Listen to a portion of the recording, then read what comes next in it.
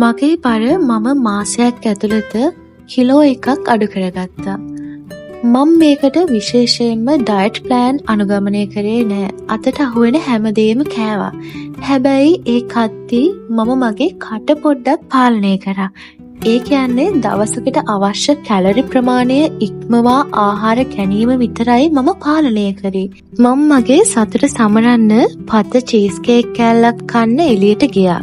ඒ යන ගමන් මං කල්පනා කරා මම දැන් මෙතෙන්ට මේ වගේ දෙයක් කන්න ගියොත් මේ වගේ ගාණක් වියදම් කරනවා. හැබැයි මම මගේ monthly bucket list එක check කරේ නෑ නේද කියලා. ගොඩක් cosmetics ඉවර වෙන්න කිට්ටුයි. මේ වෙලාවේ available ටික මං ආයෙ repurchase කරා.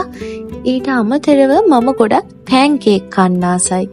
ඉතින් මම ලස්සන non stick pan එකක් ගත්තා. දැන් ඉතින් මට පුළුවන් සුදු මහත්තයාට heart shape pancake හදලා දෙන්න.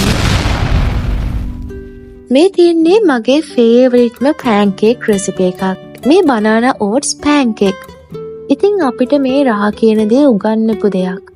අපිට ආවේනික රහක් හැදෙන්නේ අපි පොඩි කාලේ ඉඳලා කාපු විදියට. මේ හැමදේම මොන දේ දැනගෙන හිටියත් අපිට එන cravings අපිට control කරගන්න අමාරුයි. මටත් ඒ වගේ නරක පුරුදු තියෙනවා. ඒ කියන්නේ රෑ මැදට diabetic craving එකක් එනවා. අද මම කෑවේ chunky choc එකක්. එතකොට මේ එක chunky choc එක දල වශයෙන් කැලරි 100ක් තියෙනවා. මම මේ විදිහට මම ගන්න කැමති ආහාර ගැන දල වශයෙන් කැලරි ප්‍රමාණය පිළිබඳව අවබෝධයක් අරගන්නවා. ඔයාලත් මේ මෙතඩ් එක try කරලා බලන්න. සමහර විට ඔයාලට හරියන්න පුළුවන්.